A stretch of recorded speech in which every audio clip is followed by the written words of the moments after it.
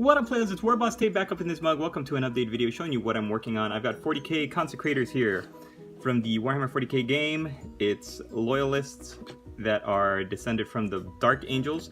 They take the Dark Angels color scheme. I looked up some Consecrator artwork and images online, and they're basically just all black with a red stripe down the middle of the helmet. And I thought, you know, that's okay. That's alright. But then what I decided to do afterwards was look at, because there was something interesting about the Consecrators lore and fluff and history, was that you see them a lot in these older mark armors.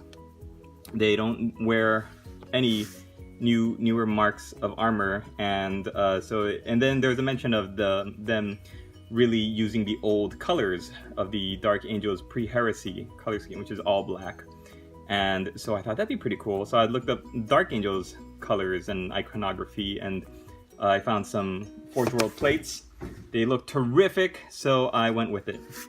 The blue highlights are actually Thunderhawk blue and then Administratum gray for the highlights on the black armor. I think it looks really nice. It's very it's not just a drab kind of gray going into white, but you've got a little touch of color there. And the red on the shield is done with Mephiston gray.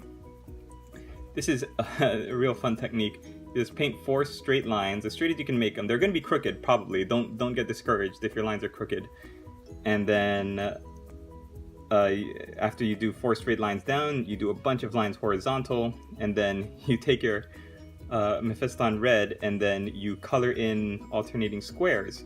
And then when you're done with that, you take your Abaddon black, and then you paint away the sides of the boxes, so it looks just like red squares going down, and then you fill in the blanks in the center. And here's the trick. You might not notice this, but the black squares are not all even. The trick to making it look even is the highlighting, and the highlighting is simply, I think is it Fire Dragon Bright?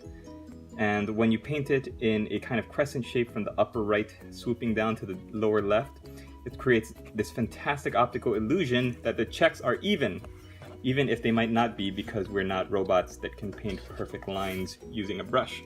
So I'm going to finish these guys off tonight, get them off to my client along with some Death Guard breaches, which I'll show you later on in a little bit. I'm also going to be working on how to freehand the iconography for their shoulder. That's going to be fun.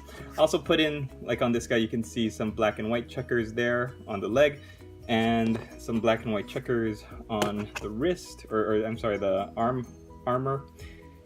Because the Dark Angels had a lot of black and white checkers going on, so there's that.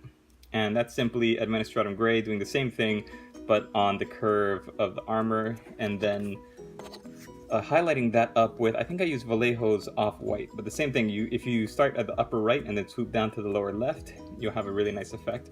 This symbol on the armor there is just basically a cross, looking like a sword, and then I tried to do like angel wings going down the sides. Really excited to get these finished, to get them off to the client. And yeah, I hope you guys enjoyed. I'll do a final wrap up once they're all done, show off the new Death Guard that are going to go with the other Death Guard breachers you might have seen, and hope you guys are having a great day out there, working on your hobbies, being inspired, motivated, and getting those brushes moving. Alright, have a great day out there. Latest, players.